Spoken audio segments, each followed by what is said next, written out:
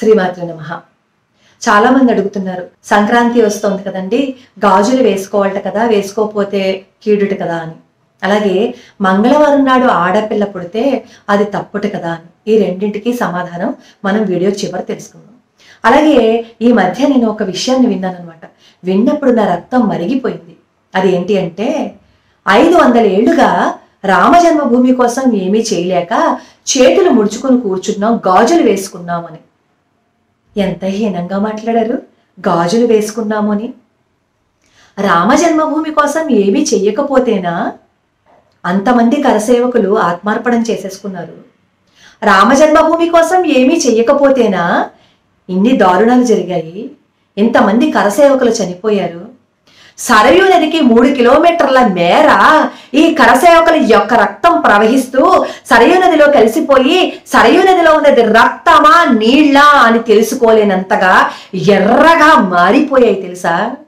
అక్కడ రామ జన్మభూమి కోసం ప్రాణాలు వదిలేసిన వాళ్ళ రక్తం వాళ్ళందరినీ ఊచకోత కోసేశారు అయోధ్యకి వెళ్ళినప్పుడు.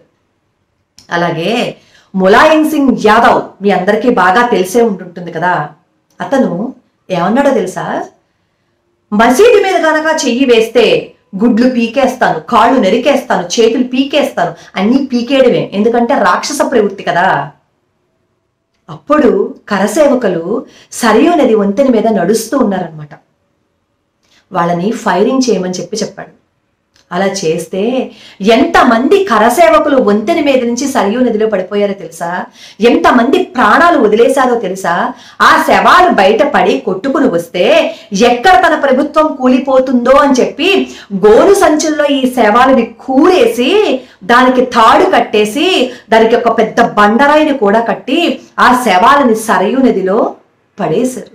ఎందుకంటే ఆ శవాలు ఎక్కడ కనపడితే వాళ్ళ ప్రభుత్వం కూలిపోతుందో అని భయం అన్నమాట.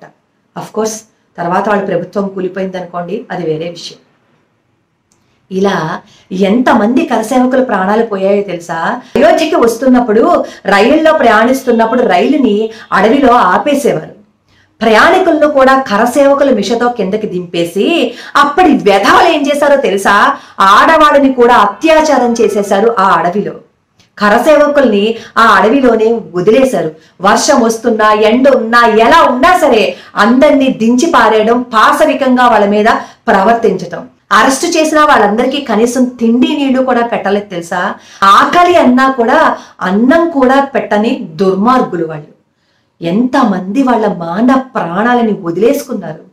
మొన్నటికి మొన్న మీకు ఒక విషయం చెప్తాను. RSSలో ఇప్పటికీ పనిచేస్తున్నాడు. ఆ అబ్బాయికి ఒక కన్ను ఉండదన్నమాట, చైతన్య అనమాట అతని పేరు. అయితే వాళ్ళ నాన్నగారు ఈ రామ జన్మభూమి గురించి పోరాడుతూ అక్కడ ప్రాణాలు వదిలిపెట్టేశారనమాట. అంటే అప్పుడు జరిగిన ఫైరింగ్ లో ఆయన ప్రాణాలు కోల్పోయారు. వాళ్ళ అమ్మగారు ఈ అబ్బాయిని కూడా నువ్వు ఉద్యమంలో పాల్గొవద్దని చెప్తారు. కానీ ఈ అబ్బాయి కూడా అక్కడ పాల్గొన్నాడు. పాల్గొంటే ఏమైందో తెలుసా?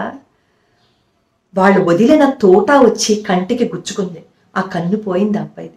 ఇప్పటికీ ఒంటి కన్ను మాత్రమే ఉంటుంది. ఎవరైనా సరే దాని గురించి అడిగితే ఆ అబ్బాయి చెప్పే సమాధానం ఏంటో తెలుసా?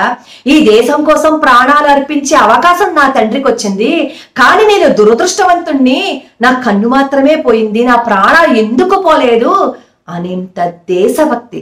అలాంటి వాళ్ళు 100 మంది ఉన్నారు. గాజులు తొడుక్కుని ఏం కూర్చోలేదు. గాజులు తొడుక్కుని కూర్చోవడం అంటే అంత హీనంగా కనిపించిందా మీకు? అంటే చేతకాని తనము అంటే గాజులు తొడుక్కోవడానికి ఉపమానంగా మీరు చెప్తున్నారా? ఆ గాజులు తొడుక్కున్న చెయ్యే ఝాన్సీ లక్ష్మీబాయి తన కొడుకుని వీపుకు కట్టేసి కథన రంగంలో కాళికామాతలా యుద్ధం చేసింది కాబట్టే ఈ రోజు మనం ఇలా ఉన్నాం.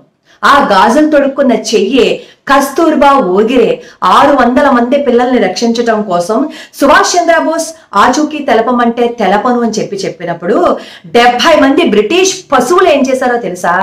ఆ అమ్మాయిని ప్రాణం తీసేస్తాము అని చెప్పారు. అయినా సరే సుభాష్ చంద్రబోస్ ఆచూకీ చెప్పలేదు. 600 మందిని ఎక్కడ దాచిందో కూడా చెప్పలేదు. తను తన మాన ప్రాణాలని కోల్పోయింది. 70 మంది బ్రిటిష్ కుక్కలు ఈ అమ్మాయి మీద పడి ఆవిడ జీవితాన్ని కాలరాసేశారు. 70 మంది అమ్మాయి మీద పడి అంత పాశవికంగా చేస్తున్నా సరే నోరు విప్పి చెప్పని మాతృమూర్తి గాజులేసుకున్న చెయ్యే, గాజులేసుకున్న స్త్రీమూర్తే మన దేశం కోసం పోరాడింది ఆ మహాతల్లి. ఆవిడ గురించి చెప్పండి, గాజులేసుకున్నారు అని చెప్పి తీసి పారేయకండి. 1857 సిపాయి తిరుగుబాటు జరుగుతున్నప్పుడు బాబా శ్యామల్ తోమర్ అని ఆయన బ్రిటిష్ ప్రభుత్వానికి వ్యతిరేకంగా ఒక దళాన్ని ఏర్పాటు చేసుకుని బ్రిటిష్ వాళ్ళకి వ్యతిరేకంగా పోరాడుతూ ఉంటే ఆ బ్రిటిష్ కుక్కలు వచ్చి తోమర్ని చంపేస్తారు. అతన్ని ఒక్కడే చంపేశారా, ఒక 30 మంది సైనికుల్ని వరుసగా నించోబెట్టి ఉరి తీసేశారు. ఆ ఊరు మొత్తం చూస్తూ ఉండగా అది చూసిన 17 ఏళ్ల శివదేవి తోమర్ ఏమనుకుందో తెలుసా? అంతమందిని చంపేశారా, నా దేశం కోసం పోరాడుతున్న వాళ్ళని చంపేశారా, ఎలా అయినా సరే ఆ బ్రిటిష్ వాళ్ళ మీద పగ తీర్చుకోవాలి అని అనుకుని వెంటాడి వెతికి ఒక్కొక్కళ్ళని చంపేసింది. ఆ కక్ష తీర్చుకోవటం కోసం వాళ్ళు ఏం చేశారో తెలుసా? అమ్మాయి మీద తూటాలతో దాడి చేశారు. అలా దాడి చేసినందుకు ఒళ్ళంతా చిల్లులు పడిపోయింది. జల్లెడా అంటారు కదా, అలా అయిపోయింది ఆ అమ్మాయి శరీరం. అప్పుడు ఆ అమ్మాయి శరీరాన్ని తీసుకొచ్చి ఆ ఊళ్ళో వాళ్ళు చికిత్స చేస్తూ ఉంటే ఇంకా ఆ పాసిఫిక బ్రిటిష్ వెధవలు ఏం చేశారో తెలుసా? మళ్ళీ ఆ అమ్మాయి శరీరాన్ని తీసుకువెళ్ళి మళ్ళీ ఇంకా జల్లెడ కింద తూట్లుగా పొడి చేశారు. అది చూసింది ఈ శివదేవి తోమర్ చెల్లెలు జయదేవి తోమర్. తనక్కని అంత పాశవికంగా చంపేశారు కదా, దేశం కోసం పోరాడుతున్న తనక్కని అలా చంపేశారు కదా. అప్పుడు నిర్ణయించుకుంది ఆ 14 ఏళ్ల వయసులోనే ఎలా అయినా సరే ఈ బ్రిటిష్ వాడిని నేను చంపేయాలి అని చెప్పి అనుకుంది. ఎలా వెళ్ళాలో తెలియదు. తను ఉన్నదేమో ఒక పల్లెటూరులో. వెతుక్కుంటూ లక్నో వెళ్ళింది. లక్నోలో ఈ విధవలందరూ ఎక్కడ ఉన్నారో అమ్మాయికి తెలియలేదు. కానీ తను వెళ్తున్న మార్గంలో ఎంతో మంది సైనికుల్ని కూడగొట్టుకుందనమాట. తన వయస్సు ఉన్న వాళ్ళందరినీ కూడగట్టుకుని లక్నో వెళ్ళి అత్యంత వ్యయ ప్రయాసలకి ఓర్చి ఆ విధవలు ఎక్కడున్నారో తెలుసుకుంది. అక్కడికి వెళ్ళి ఎవరైతే తన అక్కని చంపారో వాడిని నరికి చంపింది. చంపడం మాత్రమేనా, ఒక బిల్డింగ్ లో వీళ్ళ ఆయుధాలు అవన్నీ ఉంటే ఆ బిల్డింగ్ ని తగలబెట్టేసి అందులో తను ఆత్మార్పణం చేసుకుంది. 14 సంవత్సరాల వయసులో ఆ అమ్మాయి తొక్కుడు బిళ్ళ ఆడుకోవచ్చుగా, చక్కగా ఏ పూలో కోసుకుని తల్లో పెట్టుకోవచ్చు కదా. చెయ్యలేదు. దేశం కోసం పోరాడింది. ఇలా దేశం కోసం పోరాడిన గాజులేసుకున్న చేతులు ఎంతమంది ఉన్నారో తెలుసా? వీళ్ళ పేర్లు కనీసం మనం వెతికినా కనిపించవు. వీళ్ళ చరిత్రలో మనం చదువుదామన్నా మనకి కనిపించవు, వినిపించవు.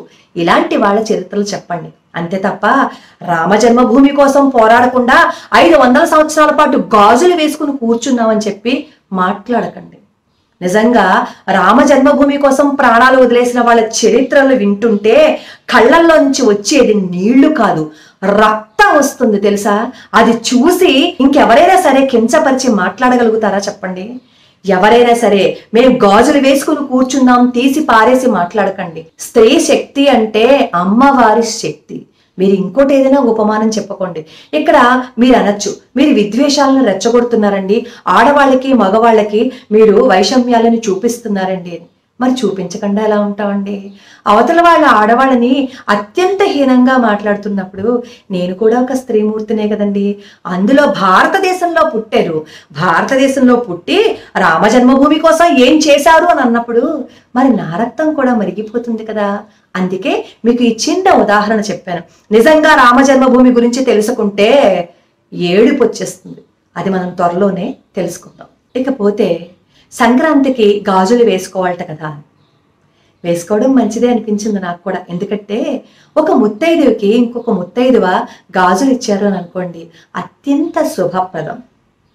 అలా ఎవరైనా గాజులు వాళ్ళంతటా వాళ్ళు ఇచ్చారు అని అనుకోండి, హాయిగా వేసుకోవచ్చు. కానీ సంక్రాంతికి 5 ఇళ్లకి వెళ్ళి గాజులు తీసుకుని 5 రంగుల గాజులు వేసుకోవాలని ఎక్కడా లేదు. అలా అడిగి వేసుకోకపోయినా ఏమీ కీడేం జరగదు. కానీ వేసుకుంటే చేతికి నిండా గాజులు మంచిదే కదా. కాబట్టి గాజులు ఎవరైనా ఇస్తే వేసుకోండి. అలాగే మంగళవారం నాడు ఆడపిల్ల పుడితే తప్పంట కదమ్మా, చాలా హీనంగా మాట్లాడుతున్నారు అని. ఎవరు ఎప్పుడు పుట్టాలి అనేది మన చేతుల్లో ఉందా? భగవంతుడి చేతుల్లో ఉంది. ఏ ప్రాణి ఊరికే భూమి మీదకి రాడు, ఊరికే భూమి మీద నుంచి వెళ్ళిపోడు. ఎవరు ఏ రోజు పుట్టాలి అనేది భగవంతుడి చేతుల్లో ఉంది. అయినా మంగళవారము అంటే జయవారము. ఆడపిల్ల పుడితే లక్ష్మీప్రదం. ఎప్పుడు ఆ రోజు పుట్టావు, ఈ రోజు పుట్టావు, ఈ నక్షత్రంలో పుట్టావు అని చెప్పి వాళ్ళని నిందించకండి. అలాగే అమావాస్య రోజు పుడితే దొంగ అవుతావు అని చెప్పి అంటూ ఉంటారు. ఏ తిథిలో ఎవరు ఎప్పుడు పుట్టాలి అనేది మన చేతుల్లో ఉంటే మనమే ముందు ముహూర్తం పెట్టుకుని కరెక్ట్గా ఈ తేదీల్లోనే ఇలాగే పుట్టాలని చెప్పి పెట్టుకుంటాం కదా. ఎప్పుడు పుట్టాలి అని చెప్పి మనం ముహూర్తం పెట్టుకున్నా సరే ఒక అరగంట ఇటో ఇటో మనం పుడతాం కదా. కాబట్టి ఏం చెయ్యాలి అనేది భగవంతుడి చేతుల్లో ఉంటుంది. మంగళవారం పుట్టినా, శుక్రవారం పుట్టినా ఆడపిల్ల పుట్టింది లక్ష్మీదేవి అని చెప్పి సంతోషించండి. రామ పట్టాభిషేకం మనకి జనవరి 22వ తారీఖు కదా. అప్పటి వరకు మనం ఈ రాముడి మీద వీడియోలు చేసుకుందాం. అసలు ఎప్పుడు ఎవరు కనుగొన్నారు దగ్గర నుంచి రాముడి పట్టాభిషేకం వరకు తెలుసుకుందాం. అలాగే జనవరి 22వ తారీఖున మనకి అక్షతలన్నీ పంచారు కదా. ఈ అక్షతల్ని మనం వచ్చిన వాళ్ళు ఏం చేయాలి అంటే మనం మందిరంలో పెట్టుకోవాలన్నమాట. దాంతోపాటు ఫోటో కూడా వచ్చింది కదా. ప్రతిరోజు రామ జయమంత్రాన్ని చదువుతూ సంకల్పాన్ని రామ పట్టాభిషేకం కోసం ధారపోస్తూ పొద్దున్నే ఏం చేయాలంటే 22వ తారీఖున రాముల వారికి పూజ చేసి ఆ రోజు సాయంత్రం మనం దీపాలు వెలిగించుకుందాం. ఆ రోజు మనం దీపావళి చేసుకుందాం. ఎప్పుడు దీపావళి రోజున దీపావళి చేసుకుంటాం, కానీ ఈసారి సంక్రాంతి రోజు మనం దీపావళి చేసుకుందాం. మనకి ఆ రోజు మహద్వైభవం అన్నమాట. ఎప్పుడో అయోధ్యని రాముల వారు పరిపాలించారు అని మనం రామాయణంలో చదువుకున్నాం. కానీ ఇప్పుడు మనల్ని రాముల వారు పరిపాలించబోతున్నారు అనేది ఈ కళ్ళతో చూస్తాం. రాముల వారు మనల్ని పరిపాలిస్తున్నారు అని ఆనందానికి సూచనగా ఆ రోజు సాయంత్రం అందరం దీపాలు వెలిగిస్తూ దీపావళి చేసుకుందాం. లోకా సమస్త సుఖినో భవంతు, సర్వే జనా సుఖినో భవంతు.